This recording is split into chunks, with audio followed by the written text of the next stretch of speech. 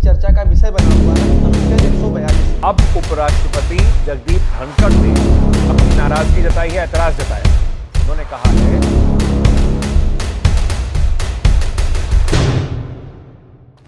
जय हिंद आप सभी को। उत्तर प्रदेश पुलिस में दरोगा की तैयारी करने वाले सभी भाई हमारे, आप लोग तो जान ही रहे हैं कि पॉलिटिक बहुत ही ज़्यादा इम्पोर्टेंट है यूपीएसआई की जो भी लोग तैयारी कर रहे हैं, क्योंकि इसके 15 से 16 क्वेश्चन आते हैं इस परीक्षा में। और हाल ही में एक अनुच्छेद जो कि काफ़ी चर्चा का विषय बना हुआ है अनुच्छेद 142। तो अनुच्छेद 142 होता क्या है और इसकी सीमाएं क्या है, सुप्रीम कोर्ट कब इसका प्रयोग करती है और इस अनुच्छेद के अनुसार सुप्रीम कोर्ट को क्या क्या शक्तियां दी गई हैं, तो यह आप लोग को अनुच्छेद जानना काफ़ी ज़रूरी है, क्योंकि हाल ही में यह काफ़ी ज़्यादा चर्चा का विषय बना हुआ है। और कोई भी मामला होता है तो यह अनुच्छेद आप लोग को बार बार देखने को मिलता है। जैसा कि आप लोग जान रहे हैं, जब 2019 में अयोध्या राम जन्मभूमि पर जो फैसला आया था, उसमें भी सुप्रीम कोर्ट ने अपने 142 अनुच्छेद का प्रयोग करके मुस्लिम पक्ष को जो 5 बीघा जमीन दी गई थी उसी के अनुसार दिया था सुप्रीम कोर्ट ने, ठीक है। और हाल ही में उपराष्ट्रपति जगदीप धनखड़ ने सुप्रीम कोर्ट के एक फैसले पर अपनी चिंता जताई है, जहां पर राज्यों के राज्यपाल के द्वारा भेजे गए विधेयक पर राष्ट्रपति के हस्ताक्षर के लिए सुप्रीम कोर्ट द्वारा समय सीमा तय कर दी गई। तो उपराष्ट्रपति जी ने चिंता जताई कि सुप्रीम कोर्ट यदि बार बार संसद के बनाए गए कानूनों में हस्तक्षेप करेगा तो यह लोकतंत्र के लिए ठीक नहीं है। और इन्होंने यह भी कहा कि जो अनुच्छेद 142 है वह लोकतंत्र के लिए न्यूक्लियर का काम कर रहा है, ठीक है भैया। तो यह चीज़ हो गई। तो आइए हम लोग विस्तार से अनुच्छेद 142 समझते हैं और अनुच्छेद 142 समझते हैं और अनुच्छेद 13 समझते हैं। और 142 पर कई सदस्यों के बयान भी आए हैं, ठीक है भैया।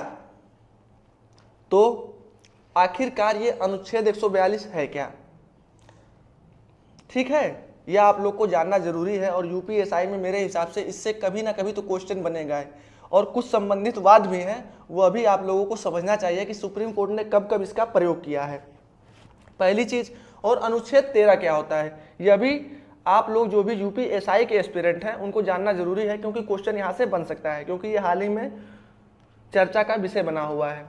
तो सबसे पहले अनुच्छेद 142 के अनुसार सुप्रीम कोर्ट को संविधान यह अधिकार देता है कि यदि किसी विषय पर कानून नहीं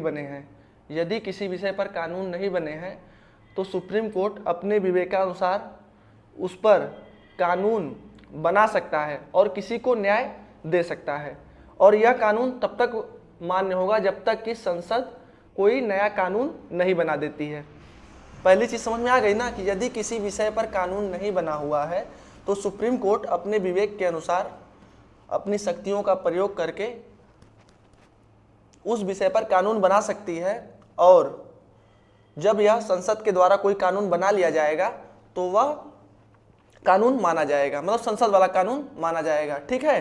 पहला चीज यह हो गया। अनुच्छेद 142 सुप्रीम कोर्ट को पूर्ण न्याय की शक्ति प्रदान करता है। पूर्ण न्याय क्या होता है, देखिए न्याय 2 प्रकार के होते हैं, एक पूर्ण न्याय होता है, एक प्राकृतिक न्याय होता है। तो सिंपल भाषा में जैसा कि मैंने निष्कर्ष निकाला है, बुक्स में तो बहुत कुछ लंबी लंबी चीज़ें दी गई है, सिंपल भाषा में हम यह कहेंगे कि पूर्ण न्याय जो होता है वो तथ्यों, कानूनों और परिस्थितियों के आधार पर होता है। मतलब पूर्ण न्याय के अनुसार सुप्रीम कोर्ट चाहे तो सिर्फ एक पक्ष की बात सुनकर भी फैसला दे सकता है, बल्कि जो प्राकृतिक न्याय होता है वह दोनों पक्षों की बातें सुनी जाती हैं, ठीक है, उसके अनुसार फैसला दिया जाता है। तो पूर्ण न्याय और प्राकृतिक न्याय के अंतर आप लोग समझ गए होंगे। यह सिंपल भाषा में मैंने समझा दिया, और विस्तृत जानना होगा तो आप लोग बुक से भी उसको पढ़ सकते हैं, ठीक है भैया। अब सुप्रीम कोर्ट इसका प्रयोग करके संवैधानिक आधार पर कोई भी व्यापक फैसला दे सकती है और यह भी जांच कर सकती है कि यह जो कानून बनाया गया है संसद के हिसाब से, ये संविधान के संगत है कि नहीं है। ठीक है भैया, तो यह हो गया, इतना आप लोग को समझ में आ गया। अब इस आर्टिकल के अनुसार, अनुच्छेद 142 के अनुसार सुप्रीम कोर्ट को दी गई शक्तियां, यह कोई भी मामला जो कहीं भी लंबित हो, सुप्रीम कोर्ट देश में कोई भी मामला जो लंबित हो, वह पूर्ण न्याय के आधार पर उस पर फैसला सुना सकती है। कोई भी मामला, जैसे अयोध्या राम जन्मभूमि वाला मामला था, तो यह लंबित मामलों पर अपना फैसला सुना सकती है। इसके में मैं आप लोगों को यह भी बताऊंगा कि सुप्रीम कोर्ट ने कब कब अनुच्छेद 142 का प्रयोग किया है और क्या मुख्य उसमें फैसले आए हैं। ठीक है भैया, यह किसी भी लंबित मामले पर पूर्ण न्याय के अनुसार अपना फैसला सुना सकती है। और दूसरी चीज क्या है, यह सार्वजनिक हित, मानवाधिकार और संवैधानिक सिद्धांतों के आधार पर सीधे हस्तक्षेप कर सकती है। यह सार्वजनिक हित, मानवाधिकार और संवैधानिक सिद्धांत के आधार पर किसी भी मामले में हस्तक्षेप कर सकती है। इसका मतलब क्या हुआ, यदि सुप्रीम कोर्ट को लगता है कि कोई भी कानून ऐसा बनाया गया है जो मानवाधिकार संबंधित उल्लंघन करता है या फिर संवैधानिक सिद्धांत, अभी तो मैंने बताया कि अगर उसके आधार पर वो संगतमय नहीं है, संविधान के मतलब किसी प्रावधान का उल्लंघन करता है, तो सुप्रीम कोर्ट स्वतः से हस्तक्षेप कर सकती है। यह चीज़ हो गई आप लोगों के लिए। अब कब कब सुप्रीम कोर्ट ने अनुच्छेद 142 का प्रयोग किया है, तो सुप्रीम कोर्ट ने इसका प्रयोग आज़ादी के बाद से लगभग 1500 बार किया है। और 2-3 मुख्य मामले हैं जो मैं आप लोग को बताना चाहूँगा।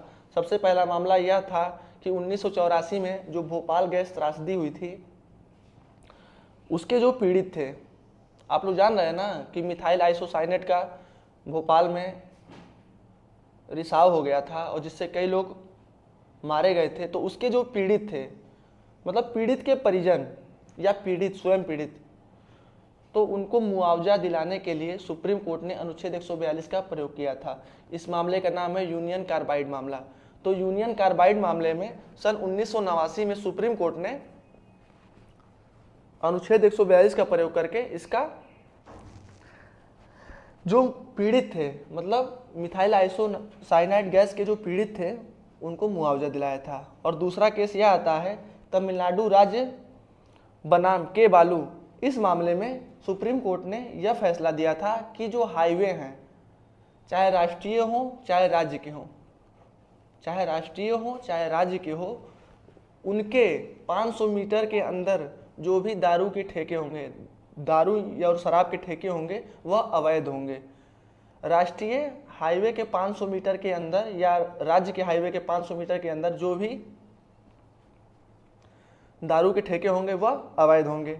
ठीक है भैया। और जैसा कि मैंने बताया कि 2019 में राम मंदिर के फैसले पर भी जो मुस्लिम पक्ष को ज़मीन दी गई थी वह इसी अनुच्छेद के अनुसार दी गई थी।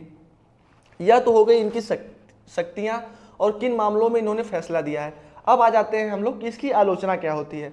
आलोचना यह होती है कि सुप्रीम कोर्ट को इस अनुच्छेद के अनुसार इतनी व्यापक शक्तियाँ दे दी गई हैं कि वह विधायिका के मामलों में भी हस्तक्षेप कर देता है। कुछ आलोचक यह मानते हैं कि जो न्यायालय है उसको विधायिका के मामलों में हस्तक्षेप नहीं करना चाहिए और जो न्यायपालिका का कार्य है वह कार्य है कोई भी कानून बनाया गया है तो उसकी व्याख्या करना और न्यायिक समीक्षा करना कि यह संविधान संगत है कि नहीं है।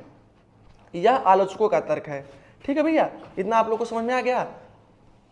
तो यह था अनुच्छेद 142। 142 का मतलब है कि सुप्रीम कोर्ट अपनी विवेकाधीन शक्तियों का प्रयोग करके किसी भी मामले में पूर्ण न्याय दे सकता है। सुप्रीम कोर्ट अपनी विवेकाधीन शक्तियों का प्रयोग करके किसी भी मामले में विवेकाधीन शक्तियों का प्रयोग कर सकता है। ठीक है। विवेकाधीन शक्ति का मतलब क्या हो गया? विवेकाधीन शक्ति का मतलब हो गया कि अपने बुद्धि के अनुसार, अपनी सोच के अनुसार किसी भी लंबित मामलों में पूर्ण न्याय दे सकता है। तो तो यह हो गया अनुच्छेद 142। अब अनुच्छेद 13 क्या है? 13 यह है कि जब संविधान का निर्माण हुआ तो अनुच्छेद 13 क्यों डाला गया? अनुच्छेद 13 इसलिए डाला गया कि राज्य कहीं कोई ऐसा कानून न बना दे या फिर कोई ऐसा संशोधन ना कर दे जिससे मौलिक अधिकार खतरे में आ जाए।